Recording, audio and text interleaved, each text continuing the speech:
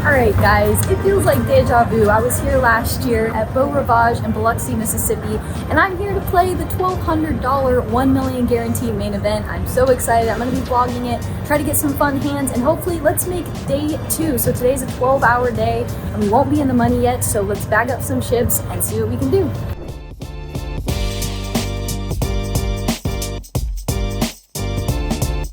It's time to head back to Beau Rivage to play the Heater series. I was here just a year ago. It's crazy how time flies, but I'm here to play some really fun events, including the mystery bounty and the main event, a $1,200 buy-in, and an insanely amazing deep structure. Of course, as always, I had to bring my best friend Diana, aka Aces and Hops, and we're here to have a great time, eat some amazing food, and of course, win some poker tournaments. So let's get going in this amazing Beau Rivage Heater series in Biloxi, Mississippi. Before we start playing poker, we gotta hit a nice restaurant. So, Beau Rivage just opened up a brand new restaurant. It's absolutely amazing. Honestly, one of the top 10 restaurants I've ever been to, called Coraline's, so make sure you guys give it a shot. So now, after we got our grub on, it's time to register for this mystery bounty. It's a $500 buy-in, and there will be bounties up to $25,000 if you make it into day 2. Well, I did end up making it to day 2, and I had a shot at a bounty where I had pocket 10s versus the player all in with pocket 3s, and I ended up knocking him out, so I got to draw a bounty. And at this point, there was bounties ranging from $200 all the way up to $25,000, and I pulled a $1,000, so it was a pretty sweet bonus. I ended up busting shortly after that, so I got 55th place and my bounty. So in total, I profited around $1,500 in this bounty tournament. So now it's time to play the main event. So this is the $1,200 main event here at the Beau Rivage Heater series, where every level is 50 minutes long, 40K starting stack. Pretty amazing. So I was a little bit tired from the flight over, so I want to make sure I got enough rest. So I ended up registering around level 300, 500, 500. So as soon as I get sat down, get my chips, and get settled in, we were at 300, 600, 600 when we play our first hand. In this first hand, I've just sat down. I don't know a ton about the table, but the gentleman to my right was a very interesting character, very fun to play with, and he was very unconventional. You could tell he's been playing for quite a while, so he had a very good feel for the game, although I think a pretty unorthodox style. So it'll be interesting as we play some fun ones against him later on. He limps in the cutoff at 600 big blind, and I'm on the button and look down at the beautiful king queen of hearts. I'm gonna raise it up, make it a little over 3x, so I go 2,000. He makes the call, so we go heads up to a flop of 10, 7, 5, all hearts? Hello. He checks it over to us, and we definitely want to get value for our hand. Of course, being in position here, we don't want to fold, but we are going to have some semi-bluffs on this board and leverage our position if we don't have a hand. So of course, our opponent doesn't know we just flop the second nuts. I bet 1,500. Luckily for us, our opponent makes the call, so we head to a turn card, which is the Jack of Spades. He checks it over to us yet again. This is not a bad card, as it's going to complete some straights for my opponent, possibly even give him a pair if he floated with a hand like Queen Jack with the Jack of Hearts, for example, something like that. So our opponent checks again, and hoping he has something reasonable to call us with, we're going to bet 3,500. He does make the call again, so now we head to a river. I'm hoping for a non-heart and a non-paired card, and it is indeed. It's the 3 of diamonds, and now my opponent checks again. I wish I knew more about my opponent here, but we're gonna go for a chunky size and try to get heroed, because let's face it, it's really hard to flop a flush, so I think we can have a lot of semi-bluffs here, even a hand like ace king with a heart or ace queen with a heart, etc. So I bet 8,000, trying to make my opponent put in the hero call. He thinks for quite a while and then lands on a fold. So luckily for us, we do get some value pre-flop, flop, and turn. We're going to take it down. In this hand, we're about 80 big blinds deep, and blinds just went up to 300, 600, 600. Folds around to me in the hijack, and I look down at ace 10 offsuit. As you can see, this hand is a pure open. However, we start folding around ace 8 offsuit and lower. Ace 9, 2 is going to be dependent on who's on your left, of course, who's next to act on the button, small blind, big blind, are they aggressive, do they 3-bet often, those types of things. But if your opponents are playing very, very passive and they're not playing many hands at all, of course we can open up our range way wider. So anyway, I raised to 13 1600. It folds around to the big blind. He makes the call, so we are going to go heads up to a flop of 10-8-3 with 2 clubs. He checks it over to me, and it's so funny, I actually put in my notes that I meant to bet bigger here because, as you can see, we want to be betting around 66% pot and a pot size bet here quite often. We want to go bigger on these 10 high boards because if we think about our opponent's range in the big blind, he's going to be calling so wide, and so he's going to flop a lot of flush draws, straight draws, gut shots, things like that. So we can really go a lot bigger on these board textures. And also, as you can see, on this board texture, we mostly want to be putting in big bets. So although I meant to bet a bit bigger, I did land on a size of 1400. My opponent folds, but it's always fun to look up these spots and see why our range wants to do certain things and kind of inspect our bet sizings. So let's move on to the next one. In this hand, blinds have now gone up to 400, 800, 800, and I have about 48,000 in my stack, good for around 60 big blinds. I'm under the gun and look down at pocket kings. Bring it! I'm gonna raise it up to 1700. The hijack calls and the big blind calls, so we're gonna go 3 ways to a flop of queen, 4, queen, rainbow. The big blind checks it over to me, and now I think I have a fair decision between betting and checking. I can see merit to both. If we bet here, the hijack is gonna have a lot of small to medium pocket pairs that will get called by, but on the other side, our opponents can certainly contain some queen X in their range, and if we check, we allow hands like, for example, jack 10 to catch up if they hit a jack on the turn, something like that. And if we check here, we're really only concerned about an ace peeling off. Besides that, this is a very way ahead, way behind situation for us. The big blind's gonna flop a lot of nothing, so I think checking here is pretty good, especially multi-way. But for example, if we raise and only got called by the big blind, we're gonna be down betting our entire range on this type of static board texture. But 3 ways here, I think checking is great. So on a turn, a 6 peels off, the big blind checks again, and now we're definitely going to start going for value. We can get called by hands that contain a 6 from the big blind, perhaps even a 4, and like I said, the hijack can have a lot of medium to small pocket pairs, so I put in a bet of 3K. But they both fold, and we're gonna pick up this pot and move on to the next one. In this hand, we raise it up with pocket fours to 1600. The big blind calls, and we've battled a few times already. I know he does not like to fold his big blind, so he's going to be showing up with a very, very wide range here and probably looking for some opportunities to take pots away from me. So those are some things I've gathered thus far at this table. The flop is king 10-9 rainbow. He checks, and we're going to be betting our entire range, specifically with our hand being pocket fours, which is going to have little to no showdown value by the turn in the river. We want to go bigger, so I bet 2500. My opponent thinks for a little bit. He looked a little hesitant, which again, I don't know if this is just a fake tell or not, but he does end up calling. So we're gonna head to a turn card, which is an 8. And now he checks again. And now if we take a look at the solver, pocket fours can mix between betting or checking. And again, if we're gonna bet, we need to go on the larger side as we're essentially turning our small pocket pair into a bluff, which is pretty common on these types of board textures. However, the 8 specifically is not great. Although we can have a lot of 2-pair combinations on this board, our opponent can have a lot of the 2-pair offsuit and suited combinations. For example, he can have the 8-9 offsuit, which of course we're never going to have that. And that's just one example. So because of these reasons, and because I think my opponent is going to be stickier than normal, because we played a few of these exact configuration spots against him already, I'm gonna check back and see what happens on the river. Well, the river is a kind of interesting card. It's a queen, so now it brings a 4-liner. Any jack makes a straight. And now my opponent checks again, and he has been delaying his rhythm a little bit in the sense of sometimes when guys really want you to check back, they tank a little bit longer than normal. So I did perceive him to be a little bit weak in this spot. So with pocket fours specifically, the solver says we can go for a chunky bet about 10% of the time, but really we should just be giving up a lot here. I thought I could get him to shake a lot of weak 1-pair holdings, hands like a 10x, 9x, 8x for example, because all of those hands call the flop and probably have to give up by the turn or the river. So just trying to use the board texture against him, I carve out a bet of 7,400, which I thought could get the job done a ton of the time. But as soon as I stick my bet out there, he snaps it off, and he had ace queen offsuit. So he called with the 4-liner out there. So my read was right in the sense of he was just looking to call me down a lot. However, I guess his hand makes a pretty good bluff catcher if he thinks I'm capable. So very nice call by him, and we lose a chunk on this one.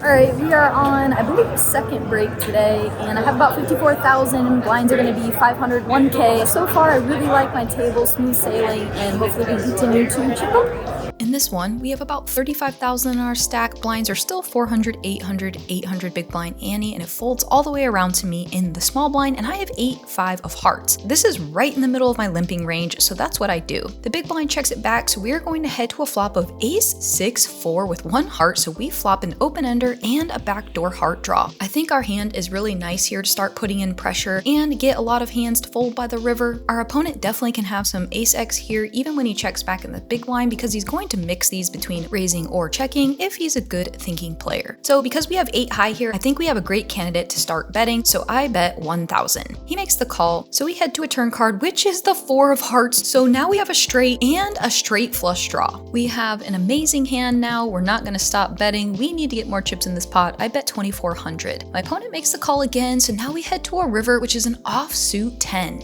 So now we no longer have the nuts. 8-9 makes a straight, but we're not entirely worried about that. I bet 5,000. Then to my surprise, my opponent raises to 10,000. This pot is getting pretty large at this point. I think if we re-raise here, we hardly ever get called by worse. So I flick in the call, and my opponent mucks as we show our hand. He said he had an ace. So we win a nice one here, small blind versus big blind, getting a very lucky flop. In this hand, I play another pot against the interesting fellow on my right. He's been a little bit hard to read, and you can tell he has a lot of experience, and he was a tough opponent, so he raises to 2,400. The blinds are now 500, 1,000, 1,000. I'm on the button and look down at ace-9 of hearts. It's a pretty good hand, and we can mix between 3-betting and calling. I decide to call this time. The big blind comes along, so we're gonna go 3 ways to a flop of 10, deuce, 9, rainbow, so we flop middle pair, ace kicker. The big blind checks, the cutoff checks, which I found a little bit interesting as he's been more on the aggressive side. And now it's on me, and I definitely can see a case for betting. I can also see a case for checking as well. We are 3 ways here. However, the big blind's going to be a non-factor a lot of the time. For example, he's just going to have hands like Jack 6 offsuit, 5-4 offsuit, hands that really just miss this flop a ton of the time. However, that being said, he can also still have some hands that are going to continue. So I thought the best option here was to check, and so we head to a turn card, which is a 7 of clubs, bringing in the backdoor club draw. The big blind checks again, and now the cutoff throws out a bet of 1,000. I don't really see any merit to raising here. Some straights get there, and now there's some backdoor club draws that came in, so I make the call, and the big blind comes along as well. So we're gonna go 3 ways to a river card, which is another 7. Big blind checks again. The cutoff now checks, and I think our hand is a super great showdown hand at this point. There's some hands we can get called by, however, we don't want to face any nasty decisions, so I do check back, and our hand is good versus queen 8 of clubs and ace queen. So maybe we get called on the river there by the ace queen, not sure. However, we are going to take this one. Yeah, the runs is small Dutch, the ball they do walking around, and telling you.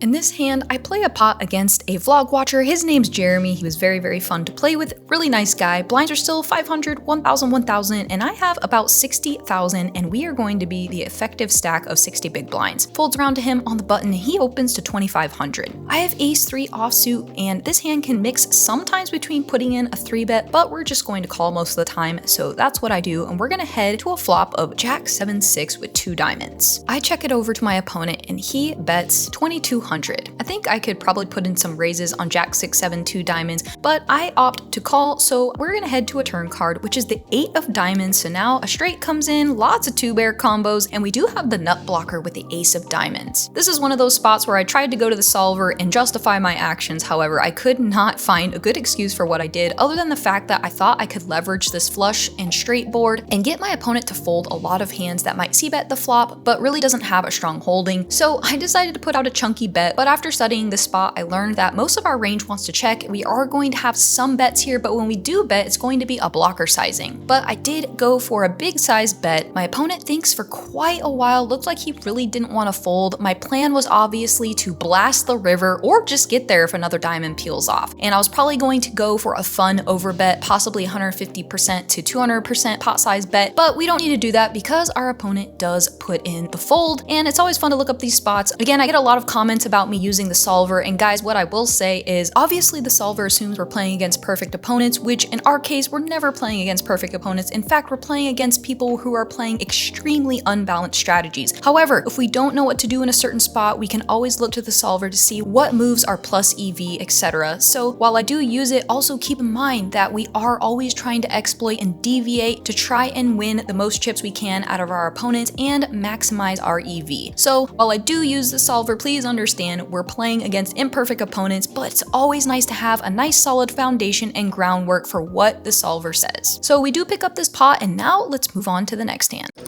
I think I'm supposed to fold. Yeah. Hey, this will be the burn card. Alright, in this one we play another interesting pot against the fellow on our right, and the blinds are still 500, 1000, 1000, and we are the effective stack of about 60 big blinds. He's under the gun and opens to 2500, and as you can see, ace queen offsuit specifically is almost a coin flip here between 3-betting and calling. This time I opt to 3-bet it and I make it 7200. Folds back around to him and he makes the call, so we are going to go heads up to a flop of 6-6-3 with 2 clubs. He checks it over to us and we're gonna down bet here. We have ace high. Unfortunately, no clubs working for us, but we do bet 4500. He makes the call, and so we head to a turn card, which is the 8 of clubs. And now our opponent, who is very unconventional and very tough to read, puts out a bet of over 12,000. I look back to see if we have any clubs in our hand, and sadly, we do not. I think I just need to put in the fold here. However, I think he got away with one. He didn't tell me what he had. We will never know against our mystery man, but nice hand, and we lose another chunk. Easy choices, right? Easy decisions. No way. You guys are just freaking insane. How do you know?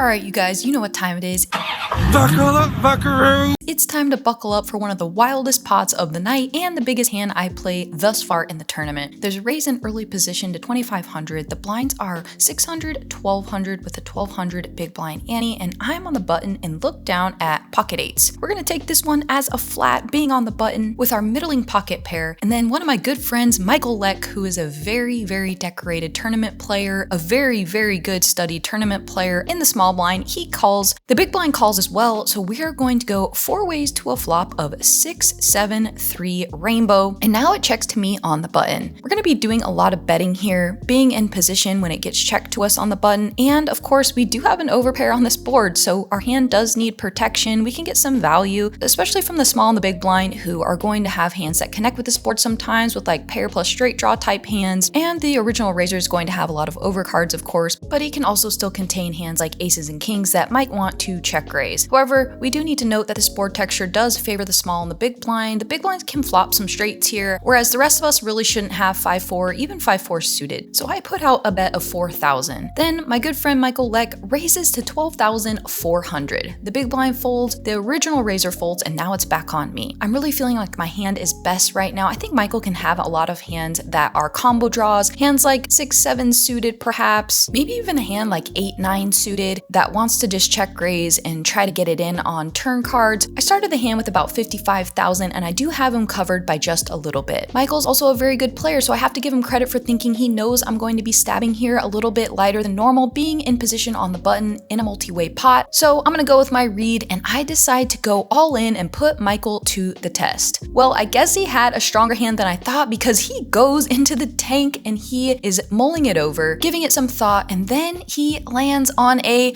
call. So we are now all in and we are going to see all 5 cards. Michael then flips over pocket jacks. So that was one of the hands I was hoping he did not have. Of course, he can also have pocket 9s and 10s here. However, I was giving him a lot of credit for possibly trying to get me to fold a hand, maybe even like ace 7 suited, for example, perhaps even some draws that I might have. However, he has us crushed here. So we're gonna need some help on the turn or the river. So the dealer deals the turn card and then the river is an 8. So we get a massive suck out here, insanely lucky, and a pretty gross spot for our friend Michael. However, as you can see, he took it like a champ. He even wanted to make sure that I got his face for the vlog. So there you go, Michael. Thanks for being a good sport about it. And unfortunately, we send our friend to the rails, and now we have amassed a stack of over 100,000 chips here in the middle stages of day 1.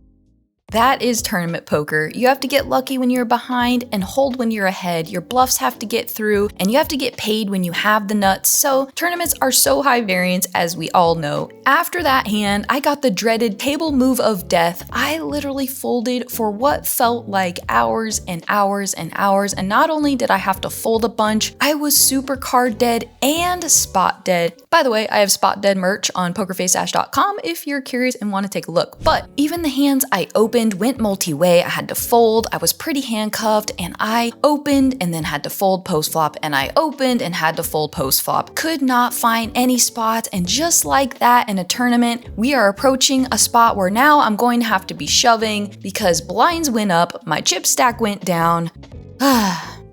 So we find ourselves in a spot where I find ace king on the button, the small blind 3-bets, I jam, he calls, he has pocket queens, and my ace king gets to see all 5 cards, but he holds for a double up, and now I'm insanely short. And then the very next hand, I find pocket 6s in another spot where I lose the all in, and just like that, hours later, after amassing a nice stack, getting lucky, we are out. Alright, well obviously the main event didn't go as planned, but it's kind of a perfect example of how tournaments go quite often, where we could start out hot, things are going great, we're building a stack, and then all of a sudden card distribution just gets brutal. But I had a blast. Thank you so much to Beau Rivage for having me out. I always have an amazing experience, and make sure you guys check out the Beau Rivage Heater series next time. It's going to be awesome. If you guys enjoyed the vlog, would you do me a huge favor and go all in and like, comment, subscribe? It would mean the world to me. We're just getting started. It's only up from here. I'll see y'all next time.